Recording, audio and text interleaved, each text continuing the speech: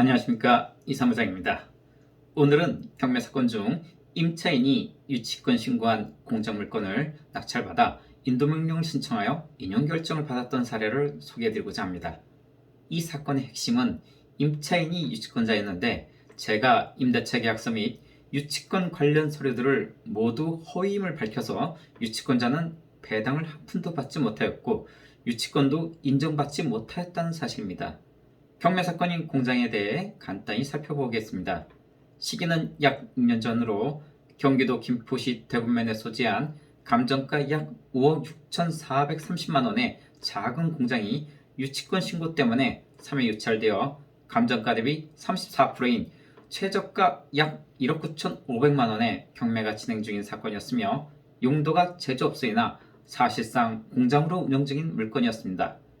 유치권 신고 관련하여 살펴보겠습니다.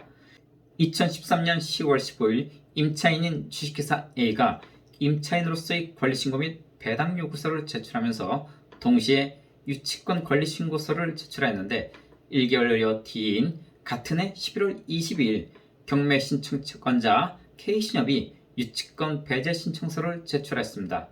앞서 12회 유치권 배제 신청서 편에서도 설명드린 바와 같이 경매 신청 채권자가 제출한 유치권 배제 신청서는 단지 신청서일 뿐 100% 신뢰할 수 없음을 알려드린 바가 있습니다. 저는 입찰 전에 경매 신청 채권은행과 주변인들을 탐구하여 본 결과 주식회사 A가 진정한 임차인이 아닐 수도 있다는 단서를 얻게 되었습니다.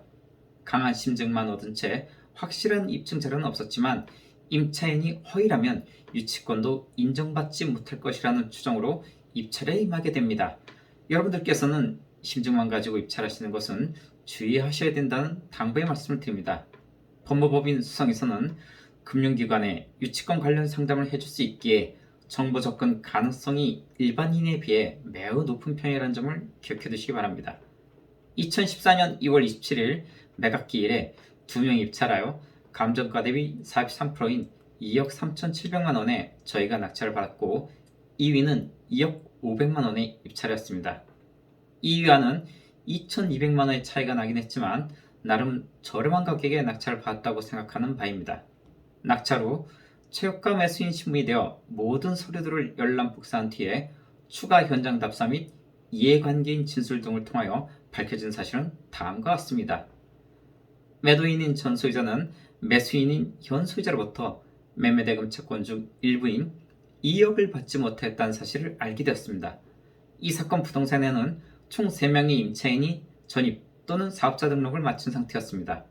먼저 소유권 이전 등기일 이후인 2013년 1월 21일 배모 씨가 보증금 2천만 원의 전입신고를 하였으나 확정일자 없이 같은 해 10월 14일 배당 요구서를 제출하였습니다.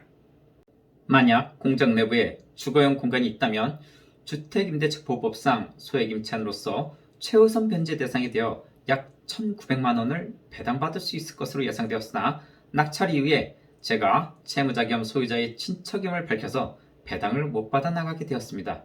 두 번째로 2013년 1월 22일 사업자 등록과 확정일자를 마친 보증금 2,500만 원의 유치권 신고자인 주식회사 A회사가 같은 해 10월 15일 배당 요구 신청을 하였는데 당시 상가임대차 보호법에 의해 약 900만 원을 배당받을 수 있을 것으로 예상되었습니다.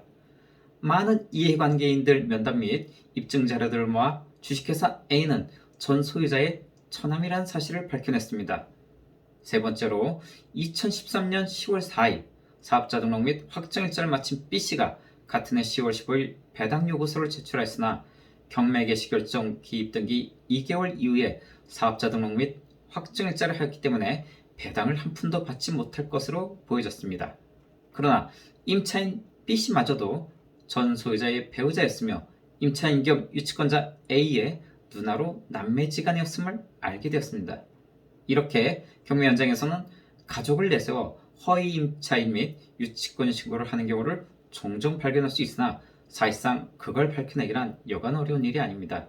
유치권자의 임대차 계약서를 살펴보니 유치권자 A와 채무자 김모 씨가 공인중개사 사무실에서 중개한 임대차 계약서와 임대차 계약 당시에 보증금을 입금한 금융거래 내역서까지 제출되어 있어서 사실상 허위 임차인을 입증하기가 매우 어려웠습니다. 오랜 경험상 허위 임차인의 경우에 공인중개사란이 비어있고 당사자 간의 직거래 계약서가 대부분인 과거 경험에 비추어 진정한 임차인일 확률이 매우 높았다 하겠습니다. 특히나 경매 개시 결정 기입 등기 약 7개월 전부터 사업자 등록 및 확정 일자를 받은 상태에서 점유 관련하여서는 유치권을 부정하기가 매우 어려운 사태가 된 것입니다. 또한 유치권 신고서를 살펴보니 마당, 건물 바닥, 콘크리트 공사 및 일부 설비 공사에 대한 공사 발주서, 유치권 계약서, 공사 완료 확인서가 첨부되어 있어서 나름 준비가 매우 잘 된 상태였음을 확인할 수 있었습니다. 이렇듯 유치권자의 임대차 계약과 유치권 관련 서류들이 모두 잘 갖춰진 상태에서 이번 유치권은 해결하기가 매우 어려워 2천만 원을 날릴 수 있겠다는 자신감을 느낄 상태였습니다. 그러나 저는 포기하지 않고 유치권자 및 모든 이해관계인들의 주소지를 방문하며 신문을 하여 차곡차곡 입증 자료를 만들어 나갔습니다. 모방 범죄 우려 때문에 자세한 취재 및 조사 과정은 설명드릴 수 없는 점 많은 양해 부탁드리는 바입니다. 낙찰 후 약 1개월의 시간이 흐른 뒤에 유치권자들에 대한 인도명령 신청서를 제출하였고 얼마 뒤에는 유치권자를 포함한 나머지 임차인들에 대하여 배당 배제 신청서도 제출하였습니다. 이때 담당 경매 계장님의 어리둥절한 표정이 아직도 기억에 선명합니다. 보통은 1순위 근저당권자가 배당 배제 신청서를 제출하는데 낙찰자가 배당 배제 신청서를 제출한 경우는 거의 전무후무한 경우였기 때문입니다. 오히려 낙찰자는 임차인들이 배당을 받아 나가는 것이 명도에 유리하게 낙찰자가 배당 배제 신청하는 경우는 극히 드물다 할 것입니다. 제 배당 배제 신청서를 살펴본 경매 계장님께서는 일견 제 주장에 타당성이 있다고 판단하셔서 1순위 건저당권자인 경매 신청 채권자에게 바로 전화를 해서 낙찰자가 배당 배제 신청서를 제출하고 갔다고 알려주었습니다. 그리고는 채권은 측에서 배당에 이의가 있으면 내일까지 배당 배제 신청서를 제출하라고 하였습니다.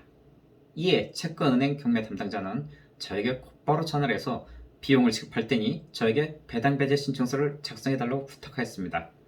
하지만 저는 잠시 고민 끝에 비용을 받지 않고 대출 당시 현장을 촬영한 사진들을 제공해달라고 했습니다.